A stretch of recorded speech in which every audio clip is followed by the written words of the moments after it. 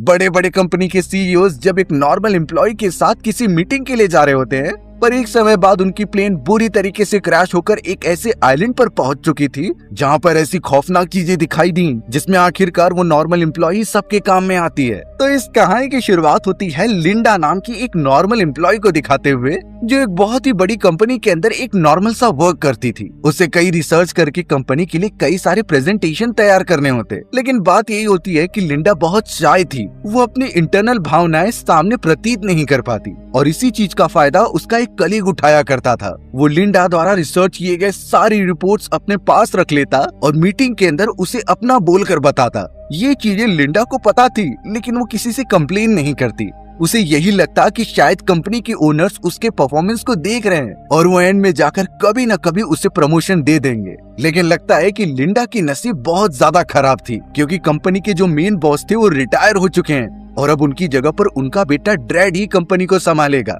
Dread जब अपनी company में ऑफिशियली ओनर बनकर वापस आया, तब सभी लोग उससे मिलकर काफी खुश थे, लेकिन उस समय लिंडा खाना खा रही थी। ड्रेड जब उससे मिल रहा था तो लिंडा के चेहरे पर खाने लगे हुए थे और ये बिहेवियर देखने के बाद ड्रेड को गुस्सा आने लगा। वो सोचता है कि लिंडा कितनी अनटाइडी है। वहीं बाद में पता चला कि जो आदमी लिंडा का सारी रिपोर्ट्स ले लेता था वो ड्रेड का बहुत पुराना दोस्त निकलता है और इसी वजह से ड्रेड ने बिना कुछ जाने समझे उस आदमी को प्रमोशन दे दी, जबकि ये प्रमोशन लिंडा को मिलना चाहिए था। लिंडा को जब ये पता चला तो वो बहुत ही ज्यादा डिसअपॉइंटेड होती है। वो सीधा जाकर ड्रेड से ये बात करने लगी कि तुम्हारे फादर मुझे ये प्रमोशन देते, मैं उनकी सबसे काबिल एम्प्लॉय थी। ये बातें तो हाल ही में ड्रेड को भी पता चली हैं कि लिंडा का परफॉर्मेंस हाई होता है, इसलिए अब इतना ज्यादा कन्विंस करने के बाद ड्रेड ने कह दिया कि तुम भी हमारे साथ एक बिजनेस मीटिंग पर चलो। उसमें वही आदमी और उसके कई सारे फ्रेंड्स जा रहे हैं और अगर उस मीटिंग में तुम्हारा परफॉर्मेंस अच्छा रहा तो तुम्हें प्रमोशन मिल जाएगा। लिंडा इस चीज के लिए रेडी हो जाती है और निकल पड़ते हैं वो सब एक दूसरी कंट्री में जाने के लिए।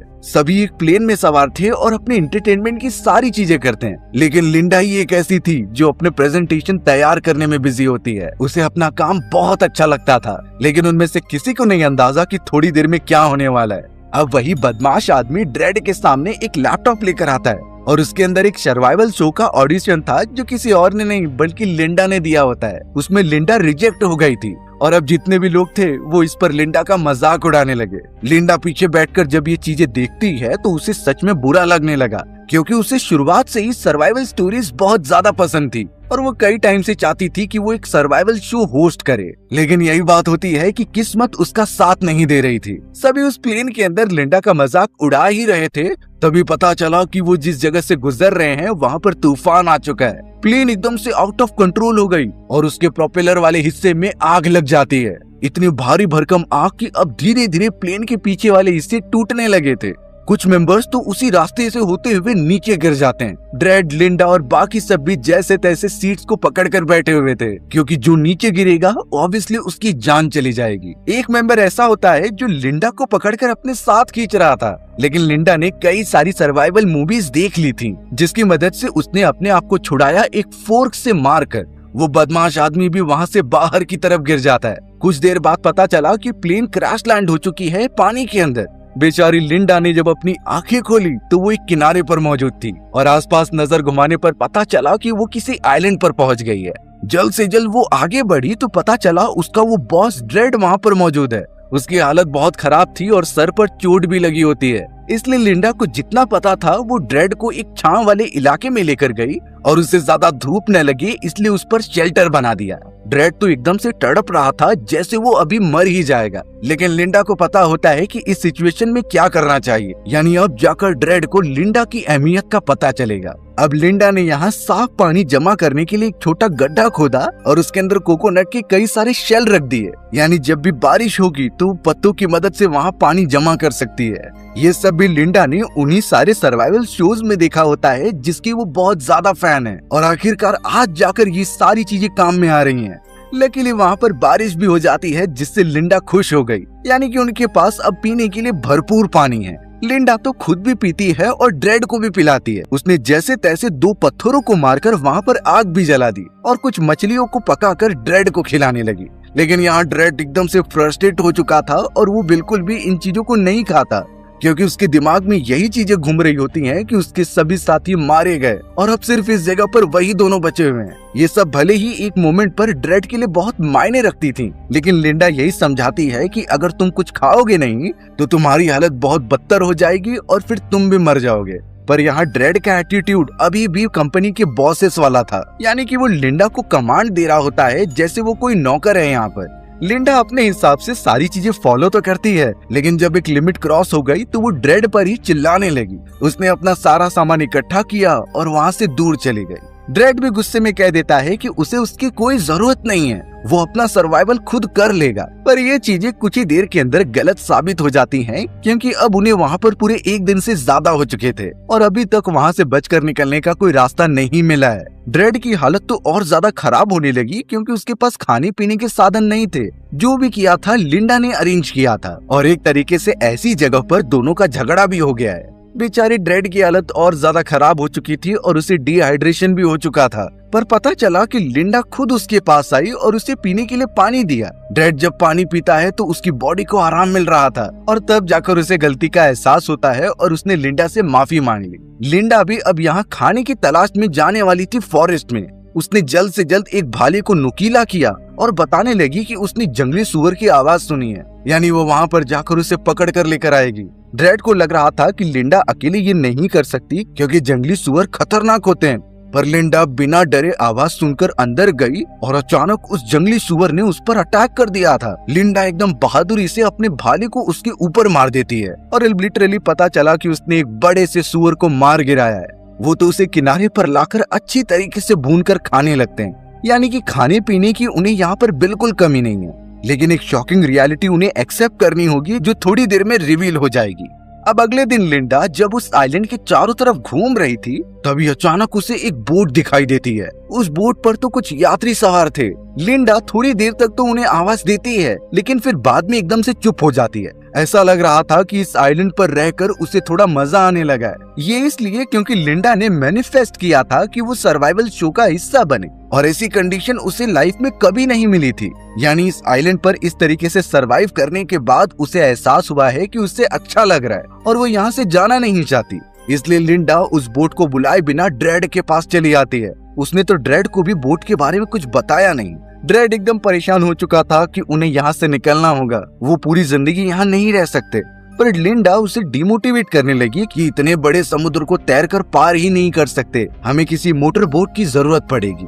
अब लिंडा को जितनी भी सर्वाइवल टेक्निक्स पता थी वो ड्रेड को बताने लगी होती है। लिंडा का यही मानना था कि अगर हम यहाँ पर जिंदा रहे तो कोई मदद के लिए आ सकता है, तो रिसोर्सेज के इंतजाम समय पर होने चाहिए। जैसा लिंडा बताएगी, अगर ड्रेड करेगा तो उनकी जान बची रहेगी। ड्रेड को ये चीजें पता थी, लेकिन वो किसी एम्प्लॉय की बात नहीं मान सकता जो इतने नीचे लेवल पर है। ड्रेड तो एक बड़ी कंपनी का मालिक है, वो आखिरकार किसी के कमांड को क्यों फॉलो करे। इन्हीं रीजंस की वजह से ड्रेड ने कह दिया कि वो खुद सरवाइव कर लेगा, यानी कि वो अपना शेल्टर लेकर दूसरी तरफ चला जाता है और जो चीजें उसने देखकर सीखी थी उसे फॉलो करके सरवाइव करने लगा। यानी कि वो पानी जमा करता है और आग जलाकर खाना पकाता है। लेकिन थोड़ी देर में ड्रेड को रियलाइजेशन हो गया कि ये काम उसके बस का नहीं है, इसे लिंडा ही अच्छी तरीके से कर सकती है और ऑब्वियसली वो लिंडा के बगैर यहाँ सरवाइव नहीं कर सकता। इस वजह से अगले दिन ही फ्रस्ट्रेट होकर वो लिंडा के पास जाकर उससे माफी मांग लेता है। लिंडा को पता था कि वो वापस जरूर आएगा, इसीलिए उसने ड्रेड के लिए खाना पहले से तैयार रखा था। यानी वो उसे भरपेट खाना खिलाती है और वो दोनों बैठकर एंजॉय करने लगे। अब कुछ समय बाद देखकर ऐसा लग रहा था कि ड्रेड लिंडा की कंपनी एंजॉय करने लगा है। पहले उसे लिंडा से चिढ़ हुआ करती थी, लेकिन कुछ दिनों के अंदर ही वो उसकी अच्छी दोस्त बन चुकी होती है। दोनों अब उस आइलैंड पर अलग अलग जगहों को एक्सप्लोर करने लगे थे। लिंडा की जो नॉलेज थी वो ड्रेड को पसंद आती है, यानी उसे सिर्फ प्रोफेशनल वर्क नहीं बल्कि ऐसी भी चीजें आती हैं जो नॉर्मल लाइफ में काफी काम आती थी। अब यहाँ लिंडा ड्रेड को लेकर सीधा एक पहाड़ की चोटी पर आती है। वो दरअसल उसे कुछ दिखाना चाहती थी। जैसे ही वो एक कोने पर पहुँचते हैं तो वहाँ से एक बहुत ही अच्छा नजारा दिखाई दे रहा था। चारों तरफ समुद्र और आइलैंड की हरियाली इतनी ब्यूटीफुल लग रही होती है कि कोई इसका कंपैरिजन नहीं कर सकता।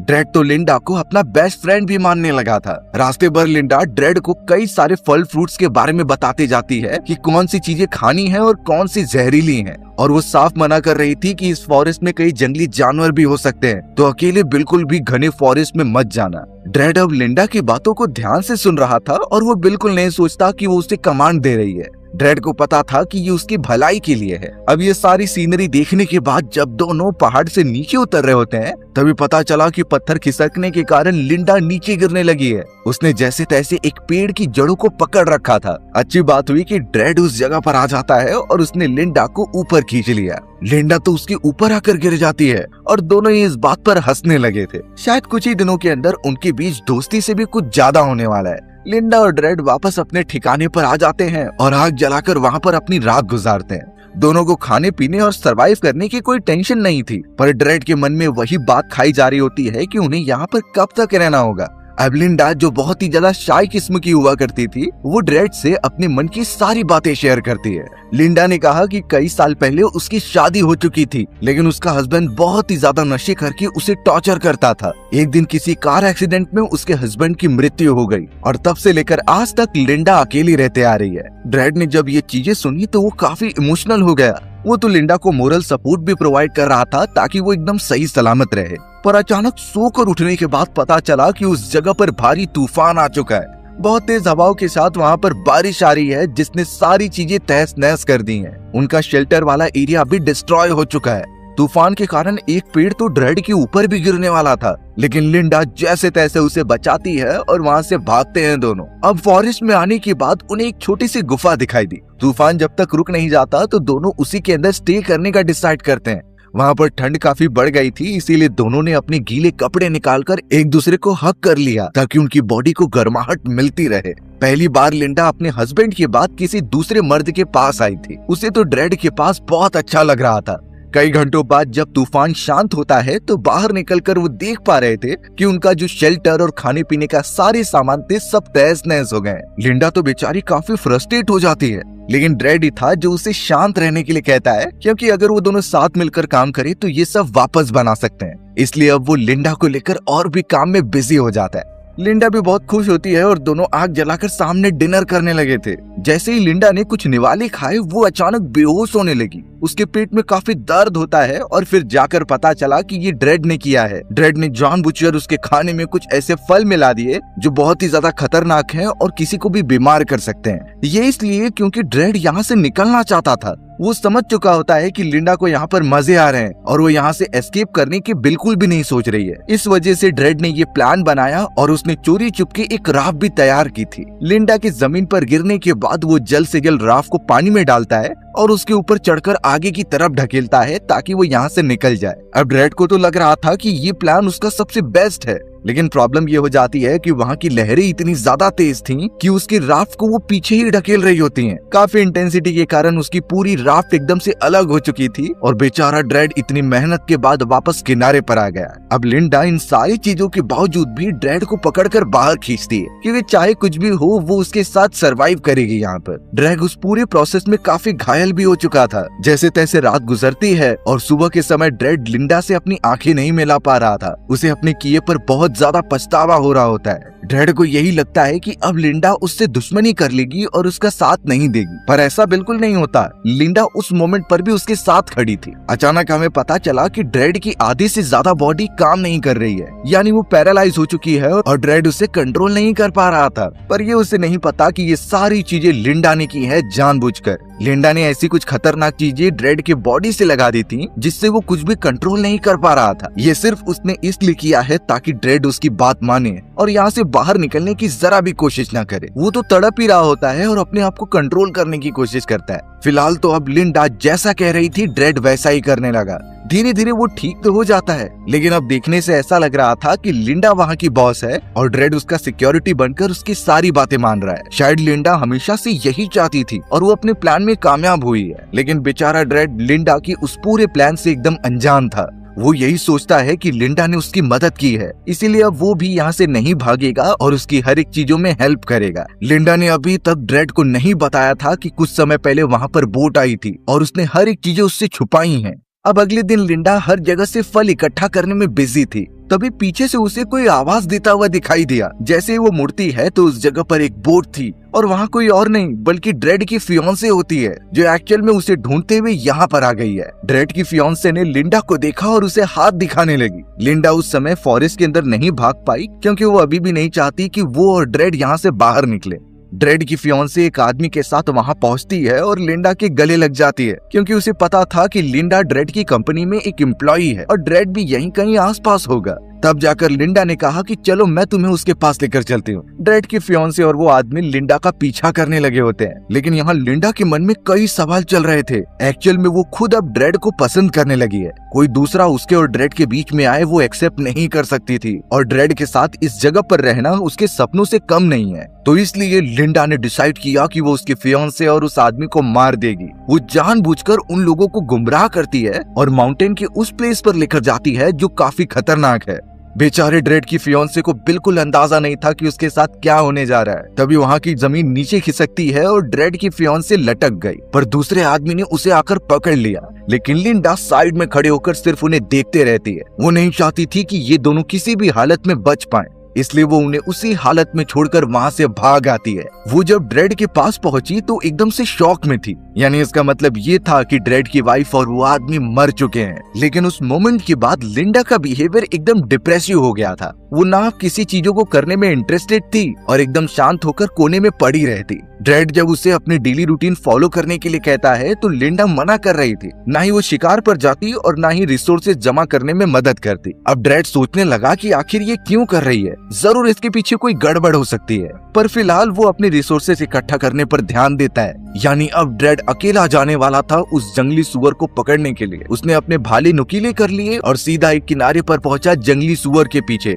उसने जैसे ही मौका देखकर हमला किया तो वो जंगली सुअर तो भाग जाता है, पर ड्रेड को किनारे की तरफ किसी का हाथ दिखाई दिया। वो जैसे तैसे जब भागते हुए पास गया तो उस हाथ के ऊपर एक अंगूठी थी, जो कि वो आइडेंटिफाई कर लेता है कि उसकी फियांसे की होती है। उसकी फियांसे मर चुकी थी, जिससे कि ड्रेड पकड़कर रोने लगता है। और अब जाकर ड्रेड को रियलाइज हो रहा था कि जरूर ये लिंडा ने किया होगा। उसने ड्रेड की फियांसे को मार दिया और उसके बाद एकदम डिप्रेशन में चली गई। ड्रेड को ये रियलिटी एक्सेप्ट करनी पड़ेगी, लेकिन अब वो लिंडा को छोड़ेगा नहीं। ड्रेड तो एकदम सदमे में सीधा लिंडा के पास जाता है और उसे अपने फियांसे की अंगूठी दिखाते हुए कहता है कि तुमने ऐसा क्यों किया? वो तो हमें यहाँ पर बचाने आई थी, फिर आखिर तुमने उसकी जान क्यों ली? यहाँ लिंडा पहले अपने आप को प्रोटेक्ट करने की कोशिश करती है कि वो एक हादसा था, बट ड्रेड का यही सवाल होता है कि तुमने मुझे इन सारी चीजों के बारे में क्यों नहीं बताया? अब लिंडा पूरी तरीके से समझ चुकी थी कि उसकी जस्टिफिकेशन का कोई मतलब नहीं। ड्रेड को सारी सच्चाई पता चल चुकी है और अब वो उससे बदला लेकर रहेगा। ड्रेड की आंखों में तो बदले की भावना दिखाई दे रही थी और शायद वो लिंडा को जान से मारना चाहता है। लिंडा ये समझ जाती है और तुरंत ही फॉरेस्ट की तरफ भागने लगती है। ड्रेड भी उसका बहुत तेजी से पीछा कर रहा था, मानो उसके ऊपर खून सवार हो चुका हो। ड्रेड तो उसे चिल्लाकर चारों तरफ ढूंढता है, लेकिन लिंडा को एक्चुअल में ऐसी जगहों पर सरवाइव करना पता था, यानी उन्हीं सारे शोज को देखकर जिसमें कई सर्वाइवल टेक्निक्स बताई जाती हैं। लिंडा को इतना पता था कि अगर कोई शिकारी तुम्हें शिकार करने के लिए ढूंढ रहा है तो उससे बचने का अच्छा तरीका यही है कि तुम सबसे पहले उस पर अटैक करके उसे ही मार दो। इसलिए लिंडा एक पेड़ के पीछे छुपकर अच्छे मौके का इंतजार करती है। ड्रेड जब एकदम पागल होकर चारों तरफ उसे अंधाधुंध ढूंढ रहा था, तभी लिंडा पीछे से आकर उसका गला दबाने लगती है। ड्रेड काफी ज्यादा पेन में होता है, लेकिन जैसे तैसे उसने लिंडा को दूर ढकेला। पता चला कि लिंडा ने ड्रेड के पास मौजूद एक चाकू ले लिया होता है और वो उस पर ही हमला करके उसे डैमेज करके वहाँ से भाग गई। ड्रेड एकदम घायल अवस्था में भी होता है, लेकिन फिर भी वो पीछा कर रहा था। वो बिल्कुल भी अब सहकर नहीं लेने वाला था ये सारी चीजें। ड्रेड तो भागते हुए आइलैंड के एक दूसरे किनारे पर पहुंच गया और वहाँ से लिटरली उसे एक शॉकिंग चीज दिखाई देती है। पता चला कि वहाँ पर एक बड़ा सा लग्जरियस मेंशन है, यानी यहाँ पर पहले से ही कुछ लोग रहा करते थे। तब जाकर समझ में आया कि लिंडा उसे क्यों मना करती थी आइलैंड के इस रीजन में आने के लिए, क्योंकि वो शुरुआत से नहीं चाहती थी कि वो इस आइलैंड से बाहर निकले। ड्रेड को धीरे धीरे लिंडा का मास्टरमाइंड प्लान समझ में आ जाता है और वो तुरंत ही उस घर के अंदर पहुंचा। उस लग्जरियस मेंशन के अंदर खाने पीने की सारी व्यवस्थाएं थी और यही वो प्लेस होता है जहाँ से लिंडा उसके लिए खाना लेकर आती थी। शॉकिंग बात पता चली कि लिंडा पहले ही घर के अंदर पहुंच चुकी है और वो सिक्योरिटी रूम के अंदर कैमरा से उस पर नजर रख रही है, यानी इस समय ड्रेड लिंडा की नजर से बच नहीं सकता। लिंडा तो कैमरास के अंदर लगी स्पीकर की मदद से ड्रेड से बात कर रही थी। वो उसे सारी बातें बताती है कि ये जगह वो पहले से जानती थी, लेकिन वो यहाँ से बाहर नहीं निकलना चाहती थी, बल्कि ड्रेड के साथ रहना चाहती थी। एक्चुअल में ड्रेड की फियांसे जब उसे ढूंढने के लिए यहाँ पर आई तो लिंडा ने उसे मैनिपुलेट किया, और जब वो दोनों पहाड़ की ऊंचाई से लटके हुए थे तो लिंडा ने मदद करने के बजाय उनकी बॉडी पर पत्थर मार दिया, जिससे कि वो दोनों ही उतनी ऊंचाई से गिरकर मर गए थे। ये सिर्फ इसलिए क्योंकि वो ड्रेड के साथ इस आइलैंड पर और भी दिन गुजारना चाहती थी। एक्चुअल में वो ड्रेड से बहुत ही ज्यादा प्यार करने लगी है। लिंडा चाहती है कि ड्रेड के साथ वो अपनी पूरी जिंदगी व्यतीत करे। अब थोड़ी देर के अंदर ही लिंडा एक शॉट गन लेकर ड्रेड के पास पहुंचती है। उसने ड्रेड पर पॉइंट कर दिया था और ड्रेड बेचारा एकदम घबराया हुआ होता है कि वो उसे शूट ना कर दे।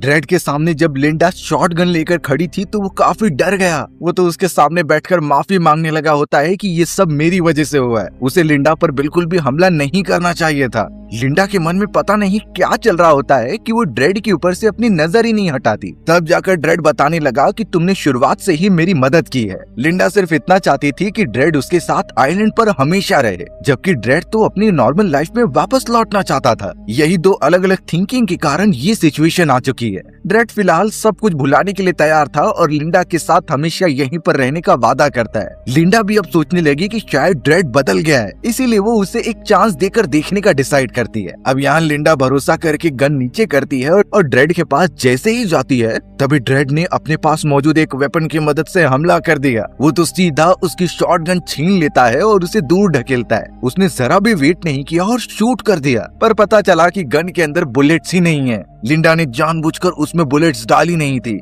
और अब लिंडा को सच्चाई पता चल चुकी है कि ड्रेड उसे मारना चाहता है, इसीलिए उसने गोल्फ स्टिक उठाई और ड्रेड के ऊपर हमला करने लगी। ड्रेड एकदम निहत्था नीचे पड़ा हुआ था और अब लिंडा, जिसकी पर्सनालिटी एकदम शाय पर्सन से एकदम खौफनाक बन चुकी थी, वो जरा भी रहम नहीं करती और ड्रेड को वहीं पर मारकर खत्म कर देती है। यानी वो आइलैंड पर अब अकेली है। अब कुछ समय बाद का मोमेंट दिखाया गया जहाँ पर लिंडा एक फेमस फिगर बन चुकी थी, यानी वो वापस नॉर्मल लाइफ में आ चुकी होती है और फिलहाल कई सारे रिपोर्टर्स उसका इंटरव्यू ले रहे थे। पता चला कि उस आइलैंड से अकेला जिंदा वापस आने के बाद लिंडा फेमस हो चुकी थी। उसकी सर्वाइवल कहानियां चारों तरफ फैल रही होती हैं। फिलहाल तो लिंडा एक बहुत ही बड़ी गोल्फ टूर्नामेंट की एम्बेसडर बन चुकी थी, यानी उसके पास पैसों की तो अब बिल्कुल कमी नहीं होती और उसने अपनी पुरानी जॉब भी छोड़ दी होती है। कई रिपोर्टर्स उसका इंटरव्यू लेते हैं जिसमें लिंडा बताने लगी अपने उस सफर के बारे में जो कि उसने आइलैंड पर अकेले व्यतीत किया था। वो तो ये भी कहती है कि उस कहानी के ऊपर कई सारी मूवीज भी बनने वाली है जिसकी कहानी खुद उसने दी है, लेकिन उनमें से किसी को क्या अंदाजा कि पूरी कहानी में लिंडा ने सच बताया ही नहीं। कैसे उसने अपने ही कंपनी के ओनर को मार दिया और सिर्फ अपने एंटरटेनमेंट के लिए वहाँ पर सभी को कैद रखा। एक तरीके से लिंडा बहुत बड़ी मर्डरर है, लेकिन ये सच्चाई सिर्फ उसके अलावा किसी और को पता ही नहीं है। यानी वो ये राज अपने अंदर हमेशा के लिए छुपा कर रखने वाली है। हमारी भी कहानी इसी तरीके से यहीं खत्म हो गई। सो व्यूअर्स, अगर आपको मेरा नरेशन 1% भी अच्छा लगा होगा ना तो वीडियो को लाइक एंड चैनल को सब्सक्राइब जरूर कर देना। मिलते हैं इसी तरीके के मजेदार वीडियोस में, तब तक के लिए बाय बाय।